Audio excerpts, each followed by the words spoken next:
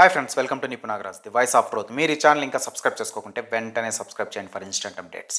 ఇక ఈరోజు మా టాపిక్ మోహన్ బాబు అంకుల్ది మూసేయండి అని అంటున్నారు అధికారులు. ఏమిటది అంటారా? అయితే మీకు మ్యాటర్ తెలియదు అనమాట. అర్జెంటుగా టాపిక్లోకి వెళ్ళాల్సిందే. అయితే మనకు తెలుసు కదా, మోహన్ బాబు అంకుల్ అత్యంత క్రమశిక్షణాపరుడు అని. కాకపోతే ఆ క్రమశిక్షణ ఏంటో ఎవరికి తెలియదు. అదే మ్యాజిక్.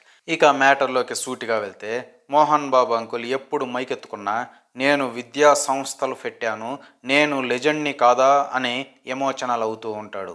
మోహన్ బాబు అంకుల్కి తెలుసో లేదో, విద్యా సంస్థలు పెట్టడమే లెజెండరీ అనుకుంటే మన నారాయణ కాలేజ్ నారాయణ అంకుల్, శ్రీ చైతన్య తాత, ఇంకా ప్రతి కార్పొరేట్ కాలేజ్ స్కూల్ యజమానులు అందరూ కూడా లెజెండ్సే ఆ లెక్కన.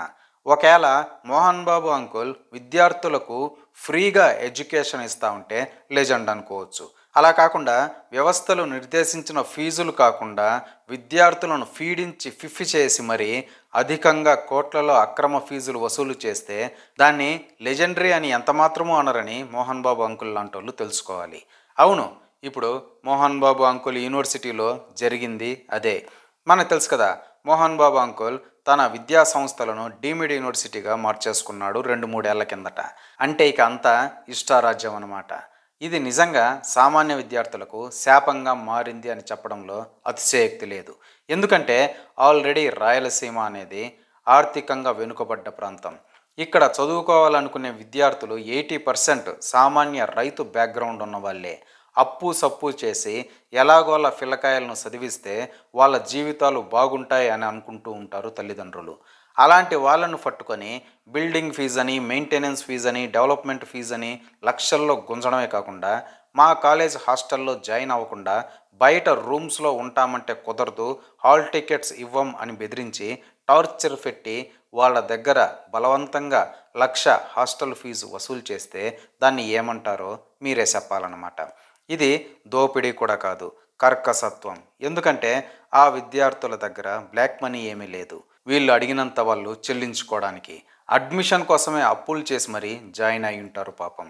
ఈ ఇష్యూ అలా తీవ్రం అవడం వల్లే ఆ మధ్య కొందరు విద్యార్థి సంఘం నాయకులు మోహన్ బాబు యూనివర్సిటీ దగ్గర పెద్ద ఆందోళనకు కూడా దిగారు. ఆ సందర్భంలోనే మంచు మనోజ్ అన్నియా కూడా ఆ విద్యార్థి నాయకులకు అండగా ఒక ట్వీట్ కూడా వేశాడు, మీకు గుర్తుంటే. చూస్తున్నారు కదా, ఇదే ఆ ట్వీట్. మా ఫాదర్ మోహన్ బాబు ఇలా చెయ్యరు, కానీ ఈ అంశం బయటికి రావడం ఆందోళన కలిగిస్తోంది. మీకు ఎటువంటి సపోర్ట్ కావాలన్నా నేనున్నాను. మీ అభ్యంతరాలను మా కాలేజ్ మెయిల్ ఐడికి పంపండి అని రాసుకొచ్చాడు మనోజ్ అన్నియా. ఇక ఇప్పుడు ఏపీ ఉన్నత విద్యామండలి కమిషన్ కూడా మోహన్ బాబు యూనివర్సిటీ పైన సీరియస్ అయింది. యూనివర్సిటీగా మారిన 3 ఏళ్లలోనే స్టూడెంట్స్ దగ్గర నుంచి అక్రమంగా వసూలు చేసిన 26 కోట్ల రూపాయలను వాళ్లకు 15 రోజుల్లోగా తిరిగి ఇచ్చేయాలని ఆదేశాలు జారీ చేయడమే కాకుండా యూనివర్సిటీకి భారీగా జరిమానా కూడా విధించింది. అంతేకాకుండా మోహన్ బాబు యూనివర్సిటీ గుర్తింపుని అర్జెంటుగా రద్దు చేసి ఆ బాధ్యతలను ఎస్వి యూనివర్సిటీకి అప్పచెప్పాలని రాష్ట్ర ప్రభుత్వానికి సిఫారసు కూడా చేసింది. మోహన్ బాబు అంకుల్ ఇప్పుడు దీన్ని కూడా రాజకీయం చేయొచ్చు. చంద్రబాబుకి నేనంటే గిట్టదు, అందుకే ఇలా చేస్తున్నాడు అని. కానీ అక్కడ జరిగే బాగోతాలు ఏంటో అక్కడ చదివే విద్యార్థులకు, వాళ్ళ తల్లిదండ్రులకైతే బాగా తెలుసు. వాళ్ళ ప్రాంతంలో దగ్గరలో ఉన్న యూనివర్సిటీ కదా అని జాయిన్ చేస్తే ఇలా దాష్టికానికి ఒడిగట్టే వాళ్లకు అడ్డుకట్ట వేయాల్సిన బాధ్యత ఎంతైనా ప్రభుత్వం పైన ఉందనే చెప్పాలి.